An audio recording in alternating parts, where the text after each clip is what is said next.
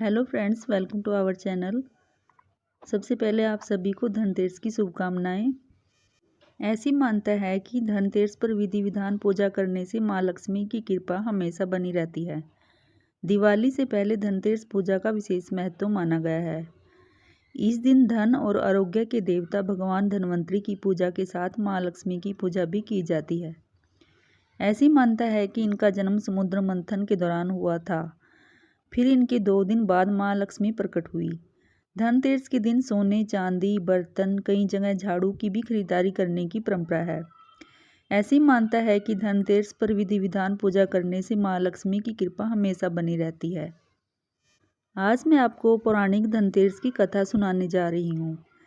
क्षीर सागर में माता लक्ष्मी के साथ निवास करने वाले श्रीहरि के मन में विचार आया कि एक बार चलकर मृत्युलोक का निरीक्षण किया जाए। माता लक्ष्मी भी उनके साथ आने को कहने लगी। भगवान विष्णु ने उनसे कहा, आप मेरे साथ एक ही शर्त पर आ सकती हैं।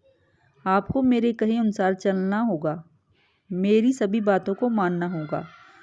माँ लक्ष्मी भगवान विष्णु की बात मानकर धरती पर उनके साथ विचरण करने आ गई। धरती पर पहुंचने के कुछ समय पश्चात भगवान विष्णु ने माँ लक्ष्मी को एक स्थान पर रोककर कहा, मैं जब तक वापस न आ जाऊं तब तक आप यहाँ रुककर मेरा इंतजार करें। यह कहकर विष्णु जी दक्षिण दिशा की ओर चल दिए। लक्ष्मी जी ने उनकी बात नहीं मानी और वह भी उनके पीछे चल दी। कुछ दूर चलने के पश्चात उन्हें सरसों का खेत दिखाई दिया। खेत में सुंदर पीले सरसों के फूल देखकर लक्ष्मी जी अति प्रसन्न थी। उन्होंने इन सरसों के फूलों से अपना श्रृंगार किया और फिर चल दी। आगे चलने पर अब उन्हें गन्ने का खेत मिला।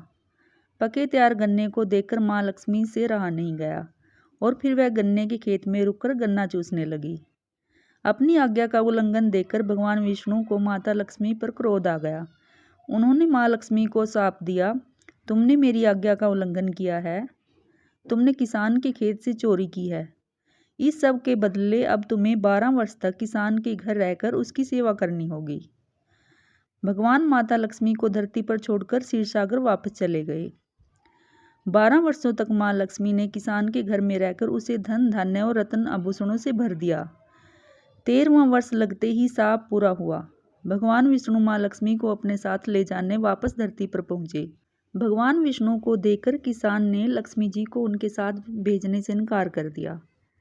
तब विष्णु जी ने किसान को समझाया कि लक्ष्मी जी को आज तक कोई रोक नहीं सका है, वह तो चलायमान है, आज यहाँ तो कल वहाँ। मेरे शाप के कारण यह 12 वर्ष से आपके पास रुकी थी, मगर अब इनके जाने का वक्त आ गया है। इतने पर भी किसान नहीं माना और लक्ष्मी जी को नहीं भेजने का हठ करने लगा। तब लक्ष्मी जी को एक उपाय सूझा।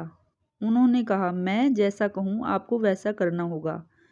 फिर लक्ष्मी जी ने बताया, कल तेरस है, तुम अपने घर साफ सफाई करके उसे लीप पोत कर स्वच्छ करना। शाम की बेला में घी के दीपक जलाकर मेरी पूजा करना। तांबे के एक कलश में सिक्के भरकर मेरे लिए रखना। मैं उस कलश में निवास करूंगी, फिर 1 साल के लिए तुम्हारे घर में ही निवास करूंगी। किसान ने ऐसा ही किया। उसका घर भी धन धान्य से संपन्न हो गया। तब से हर वर्ष कार्तिक मास के कृष्ण पक्ष की तेरस को धनतेरस की तरह मनाया जाता है। तो इस प्रकार धनतेरस के शुभ पर्व से ही माता लक्ष्मी जी की पूजा की शुरुआत हो जाती है। अगर आपको वीडियो पसंद आए तो प्लीज़ वीडियो को लाइक एंड शेयर जरूर करें और चैनल को सब्सक्राइब करना मत भूलिएगा। Thanks for watching.